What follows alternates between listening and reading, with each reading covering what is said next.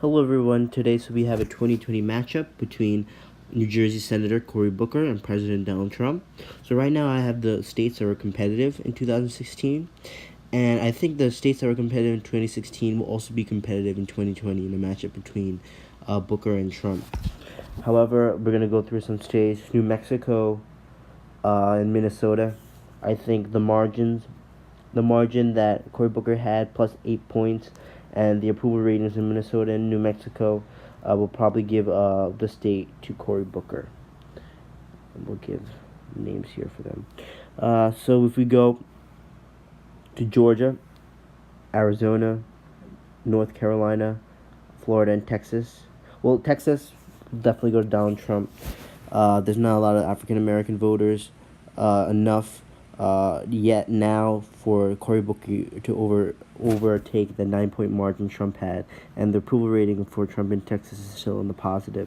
So I see Texas very likely going for Donald Trump.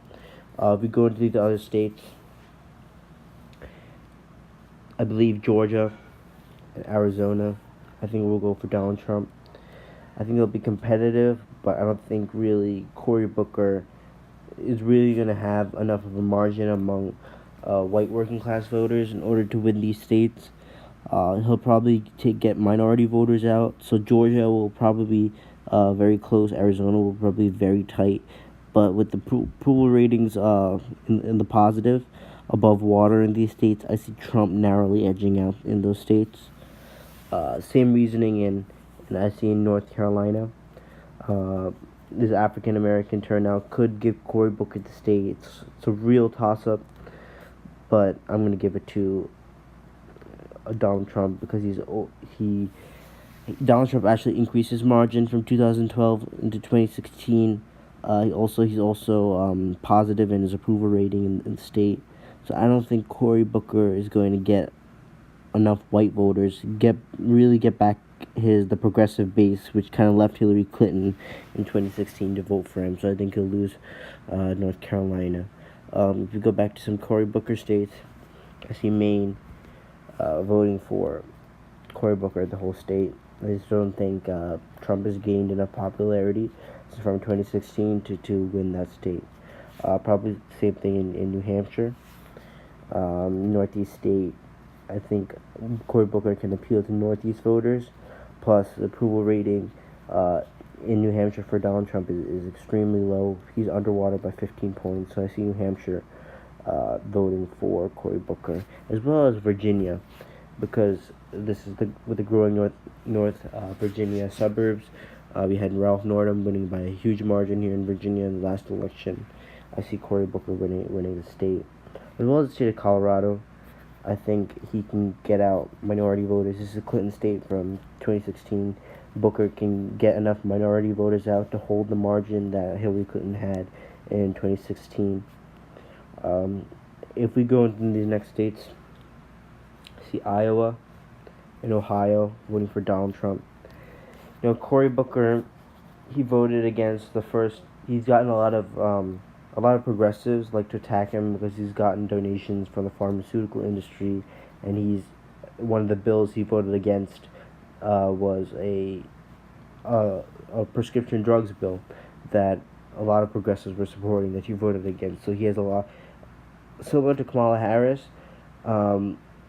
progressives don't really support Cory Booker as well. I think they would support him a little bit more than Kamala Harris was, because he's a little bit more well known and he's a little bit more charismatic than I think that Kamala Harris would.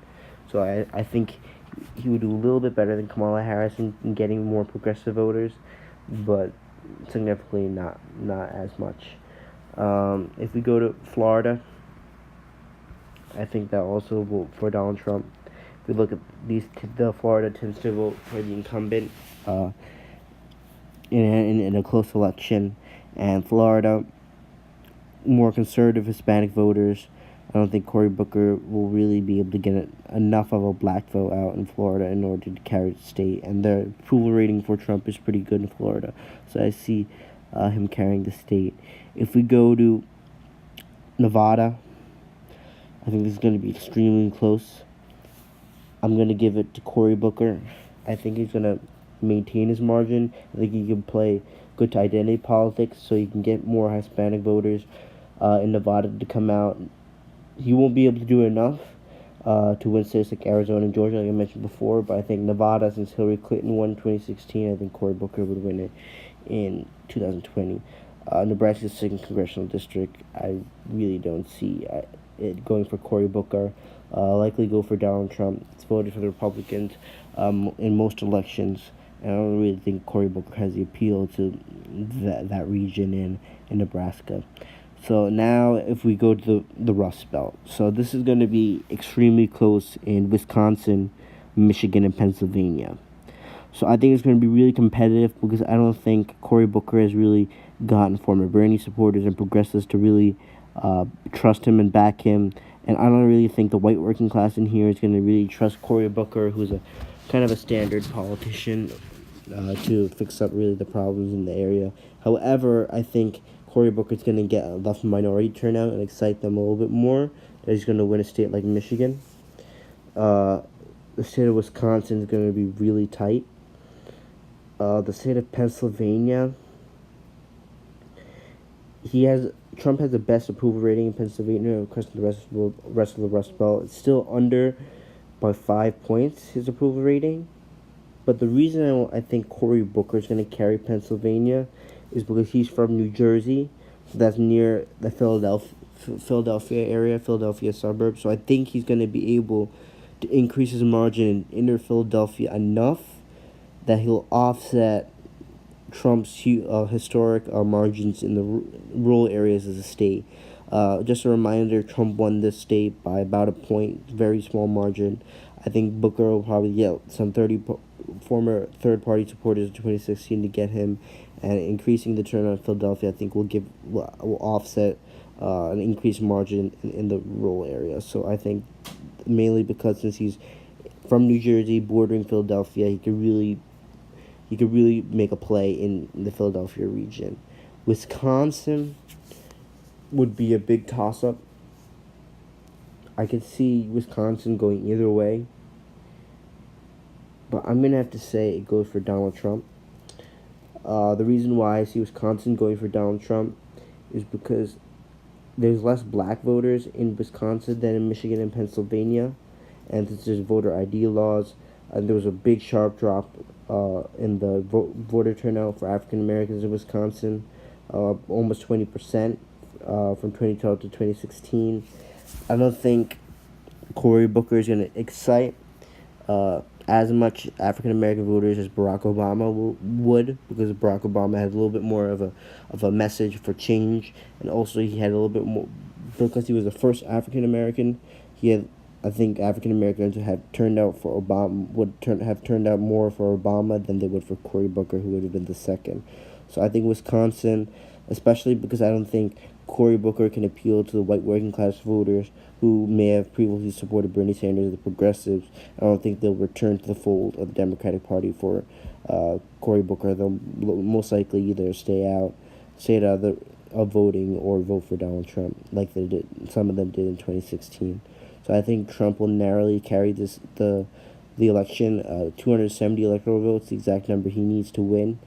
And that could quickly change, though. I think Booker, out of the three establishment candidates, that the establishment type candidates that a lot of donors have been circling around, or the main party leaders in the party, I think like Cory Booker, Kirsten Gillibrand, or Kamala Harris. I think Booker is a little bit more charismatic.